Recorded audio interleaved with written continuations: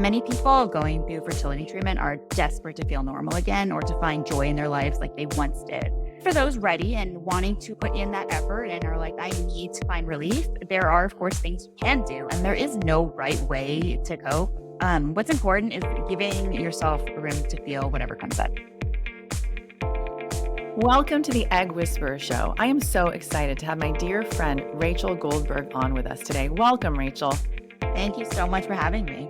You're so welcome, and I'm so excited to have you on because you come on to my IVF classes and introduce yourself, talk about how important resiliency is during the fertility journey, and I'm so glad that you're going to talk to everyone now about the tips that you share with us in those classes. The title of today's show is Building Resilience Through Fertility Challenges. Rachel's going to give us some great tips on mental health and relationships. I want to just share a little bit more about Rachel right now. She's a licensed therapist specializing in infertility, reproductive health, and eating disorders. With a compassionate and personalized approach, she helps individuals and couples navigate the emotional complexities of fertility treatments, pregnancy loss, and family planning. Her practice includes infertility counseling, third-party reproduction evaluations, and support for pregnancy and postpartum challenges. Rachel is extremely passionate about guiding clients through the mental health aspects of these journeys, offering insight and care as they make life-changing decisions such as egg donation or surrogacy. And you've helped so many of my patients, Rachel. Thank you so much. So fertility treatment can be an emotional roller coaster, impacting your mental health, relationships, and sense of self. We're going to talk today about practical tips for building resilience, coping with grief, and maintaining connection with your partner, helping you navigate the journey with strength and compassion. I'm again so excited to have you on. Let's just dive right in. Rachel, what are some common emotional challenges that people face during fertility treatment? Oh, infertility is a roller coaster, as you said, of emotions. It's painful, it's isolating, relentless. So some of the emotions that you'll feel, grief is involved for sure. So there's the grief for the pregnancy they don't have, the dream they've been clinging to that feels further and further away with no end in sight.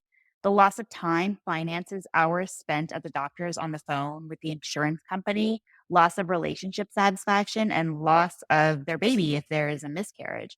And all of this grief gets so jumbled and it can manifest in so many different ways. It's really insufferable. There's the emotion of anger, angry that their body is not doing what it's supposed to do at the process for being so invasive and unpredictable. And at times, even at people around them who seem to have what they want so easily. They can feel shame, a deep sense of failure, like they're broken or they don't deserve to be parents. It's irrational, but it's a real feeling that they come away with. And then, of course, there's the big one, anxiety about every step of the process, every delay, every unanswered question. It's a constant hum in the background asking, will this work? How long will it take? Will I ever have a baby? Will I ever feel good or find joy again? People can also feel envy, and that envy then comes with guilt. It's so hard to see others celebrating pregnancies or parenting milestones when you're stuck in this cycle of waiting, testing, and feeling heartbreak over and over again. And then there is this crushing sense of hopelessness that can step in. It can feel like every part of your life is on hold, like every ounce of energy, time, and money is going into this, and it's not guaranteed. And so far, you don't have anything to even show for it. And then finally, I would say there's isolation. It's a lonely journey because most people don't talk about it openly on their day to day life. And even well meaning friends and family, they don't always know what to say or how to support you, or worse, they say the wrong thing. Yeah, they certainly do. You just basically described the emotions of every single one of my patients as they walk through the door, and you put words to exactly how they're feeling. Maybe they didn't have words to describe how they're feeling, but this is certainly everything that they feel. So, how can fertility treatments affect relationships, both with partners and with oneself? With partners, fertility issues often will highlight the differences in how each other copes. So one partner might want to talk about it constantly while the other processes it more quietly. There's an imbalance, and that can lead to one sided conversations or even them avoiding talking about it altogether. And then, there's also timed intercourse or long periods of avoiding intimacy. It takes the romance and physicality out of their relationship. So any connection that they had before sometimes now just feels forced or is just non existent. There's also the potential for resentment to creep in, and not necessarily over the inability to conceive, although that does happen. but also over things like one partner feeling that the other isn't doing enough, such as changing their lifestyle habits or taking their supplements on time. There can be resentment over decisions that were made in the past. So maybe one partner was not ready to have children when you were, and now it's much harder. And I also want to emphasize that for couples who can communicate openly and work as a team, fertility treatment can bring them closer. It's like a unique, really difficult journey, and they are the only two who truly understand what they're going through. So it can strengthen their bond. However, the caveat to that is it does require work. And sometimes going through this process, people don't have the wherewithal to put in that work because they're tired and they're in a dark place. And then in terms of identity for oneself, fertility struggles, they often change the way people see themselves. At the start, it's just one part of their life. But as treatments continue, appointments, medications, procedures, it can feel like your entire identity revolves around it. And in some ways, you're right, it does. They will start to feel disconnected from who they were before. They start to notice every pregnant woman in public, spend hours reading forums or on Facebook groups. They start to pull away from friends who don't understand what they're going through. They become so focused on the outcome that everything else feels meaningless, which honestly, it has merit. So here's like an example. I had this client, and imagine she's in a work meeting where the focus is on should they use blue or purple for a campaign ad. And when you're going through surgeries and heartache over wanting an actual live human being to be in your arms, thinking about the color of an ad just seems so menial. And you want to like just scream at everyone who is like talking about silly things. And so for like a period of time, there is just this like feeling of sadness and blur of frustration mixed with depression and anxiety and just all this long time of waiting. And if you look back, people will often say they barely recognize themselves. It was as if they were a shell of a person. So now that we talked about the darkness, let's look to the light. And now I would love for you to share with us coping strategies. Like, what do you recommend for dealing with all the stress and anxiety of fertility treatment and the emotional impact it can have on you? Because you don't have to feel this way. You don't have to suffer like this. You don't have to suffer in silence. You can work with someone like you. So, teach us some of these coping strategies that you teach your clients. I'm definitely going to get to that, but I want to start by being realistic about coping. Many people going through fertility treatment are desperate to feel normal again or to find joy in their lives like they once did. I will have clients who come in tears begging for the pain to go away. And my heart, it breaks for them because I wish I could take the pain from them. And I know you relate to this. The truth is, as long as they're deeply immersed in the process of trying to conceive, the pain doesn't just disappear.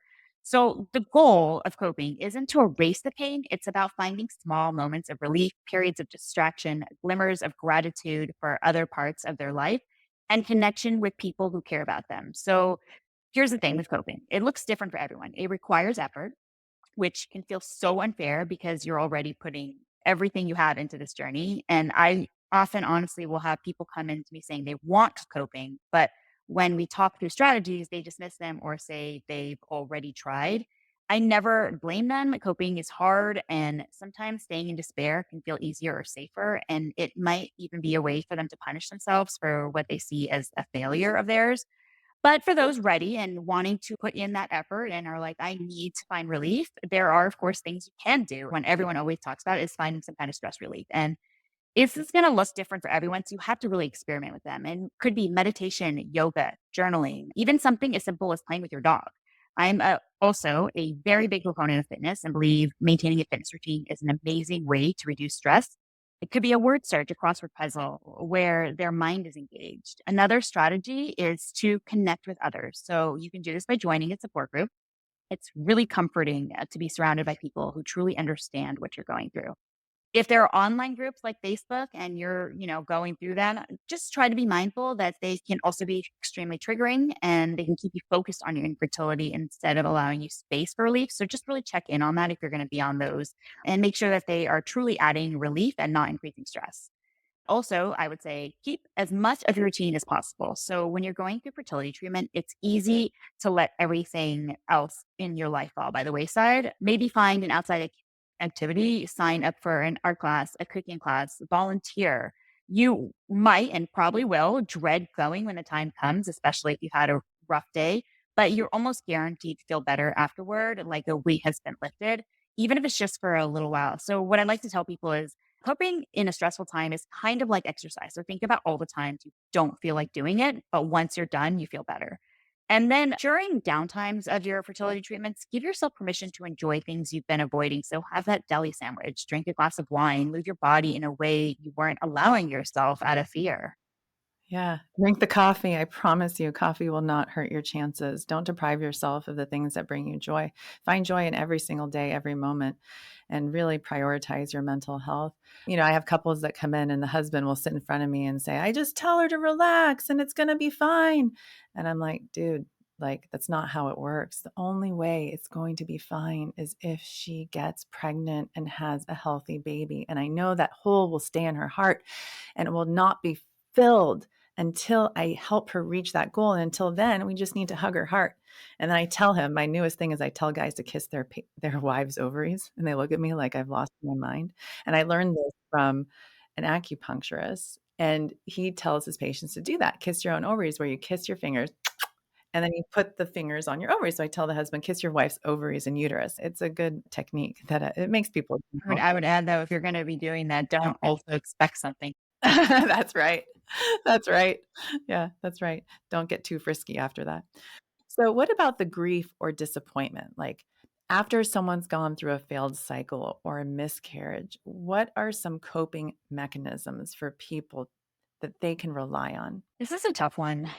Grieving a failed cycle or miscarriage is deeply personal, and there is no right way to cope. What's important is giving yourself room to feel whatever comes up. So try to acknowledge the loss without rushing to move on. Most people's first thought is, I need to try again now. And maybe they start researching the new methods or doctors or the next steps. But allowing themselves to slow down and lean into whatever helps them get through the moment can help them move forward in a more calm way. This could be sleeping more, spending a day or many days in pajamas, binge watching TV without guilt, asking others to step in and handle things for them, like cooking or errands. And again, maybe having their previous life escapes, like wine or tequila shots or sushi. It's okay to retreat for a while. People will worry that if they let themselves sink into it, they'll never come out, but that's rarely the case. Most people find that after giving themselves time, they naturally start to want to re engage in life again. A really important and helpful step that I will tell people if they've suffered a miscarriage is to find ways to honor the loss. So maybe creating something tangible, such as wearing a necklace, a piece of jewelry that symbolizes what you've been through, planting a tree, a flower, a garden. It could be writing a letter or journaling about the experience. These small acts can provide like a sense of connection to the love and the hope that you had for the pregnancy. And really, really, really important is ask for help when everything feels overwhelming and the world around you is still moving as if nothing happened. Ask for help, whether it's asking for someone to bring you a meal, clean your house, talking to a trusted friend, getting someone to babysit your child if this is secondary infertility. Whatever it is, ask and also allow yourself to have moments of joy without guilt. So that's the last tip. Finding moments of happiness doesn't mean you're forgetting or minimizing your loss. It means you're human and you're alive. If something brings you a moment of laughter, that's fantastic. These moments won't erase your pain, but they remind you that you can have multiple feelings at the same time. Yeah, such great advice. And what about for communicating with a partner during fertility treatment? If there are misunderstandings or conflict or how to avoid those kinds of things. Do you have any advice for people who are partnered? One thing I tell all couples is to schedule regular check ins and also fertility free time. So couples should set aside 20 minutes. I mean, like have it really structured 20 minutes a few days a week or every day if needed with no distractions and checking with each other emotionally. The goal is for each person to know that there is going to be space to discuss it and it doesn't have to take over every conversation because it's a set time that each person is prepared for. They can, reflect and have a more meaningful full conversation than just talking about it like in front of the TV or in the background, or if one person is thinking about work and not prepared for broaching that topic. What's also important is scheduling time without any talk of fertility. It could be as simple as watching a movie together, going to dinner, or playing a card game. The thoughts may still be present in the background, but not bringing them to the forefront hopefully reminds you of why you're in this together and allows you to reconnect as a couple. And then it's also important to honor each other's feelings, even if you don't share them. So make room for each of you to express how you're feeling without telling them how they should feel. So suggesting, as you kind of said before, suggesting that they need to be more positive or that it will work out and to just, be hopeful. Remember that, that's not always helpful for them. So you likely have different ways of coping, and that's okay. And this is a struggle you're both really facing. So try to be mindful of the other person in this. And then lastly, ask for what you need, but be very specific. It's really common to feel unsupported by your partner during fertility treatment. And not because your partner doesn't care, but because they may not know what you need. So take time to think about what you would genuinely need and what you want. Some examples could be to ask for them to deal with the insurance or make sure you never run out of medications, prepping your meds for you each evening, administrating them, taking over certain chores so you can rest. How about rubbing your feet for 10 minutes a day? Whatever resonates for you. Remember that your partner can't read your mind. And also sometimes you don't even know what you need. So really think about it and try to recognize your partner has needs as well, and that he may have a different perspective. And I say he because it's typically the female going through this. Perhaps they're bottling things up because they think they need to stay strong for you. So let them know their vulnerability is okay. Yeah, and sometimes it's the extended family as well that can really cause conflict within the relationship, where let's say your partner's family, doesn't understand what's going on, why it's not working, and then they're in your partner's ear, and that can sometimes create a lot of conflict. And I wish I had good advice for that. That's a hard one. What do you usually recommend to folks who are dealing with extended family being a little too nosy? Yeah, I think that's again goes back to the we're in a partnership. And so I'm going to ask you for what I need. And what I need is for you to set boundaries with your family. Love it. So when should someone come see someone like you? I mean, if it were up to me, it would be like at the beginning of your journey, from the outset, not when things aren't going right. So, what are some signs that more support might be needed? Yes, it would be great in the beginning. But if you're just starting out, I understand people may not, feel that they want to yet. They are feeling hopeful and they're relatively steady. And so therapy might not feel right for them. And that's okay. However, as the process unfolds, especially after multiple cycles or setbacks, it can be really helpful to have someone, as you said, already in your corner. So many people will wait until they're in complete despair before seeking help. But then finding its therapist, especially one who understands infertility, which is extremely important, can be really challenging and stressful. So if you're proactive and you're starting earlier, you have a chance to build a relationship with someone who is there and knows your story if things get more intense. And also, therapists with experience in infertility often have insights and resources that can help you fill in the gaps when your doctor is too busy to address them with you. But keep in mind, there are those definite signs you really should not hold off on. So if you feel no joy doing things that you used to relish in, if you notice a big increase in your irritability, so you're snapping at everything, withdrawing from people, struggling with daily tasks like keeping up with work, household responsibilities, eating well, taking showers, sleeping. And then also if you're having decision fatigue. So if you're really having a hard time making decisions related to treatment or even other things in your life, like what you want for dinner that night, you're at your limit. And by having these decisions and you can't make them, your body's telling you, like, I don't know. I'm just at my limit right now. And so you need to like pay attention to that. And then definitely, of course, if you're experiencing persistent thoughts of self-harm, you should really seek help. Yeah, definitely. And then, what are some techniques for building emotional resilience during treatment? And how can people maintain a sense of identity beyond just their fertility journey? Fertility treatment truly concerns your life. So if you find small ways to reconnect to who you were outside of the process, it can go a long way. So try to stick to parts of your old routine. If you loved working out, again, I love fitness. So keep your fitness routine as much as the treatment allows. If you do happy hour with friends and that used to be a thing, go for dinner, coffee, or a walk instead. Plan a date night where you and your partner first met. Go on a short weekend getaway as a reminder that life does exist outside of fertility. And here is my most important tip of all. Focus on what you can control. So much of this journey feels completely out of your hands. And to be honest, it is. But you do have control over some things like eating nourishing foods, finding ways to work on reducing your stress, keeping up with your work, maintaining friendships that matter, and setting boundaries for those that are causing pain. And definitely asking for help.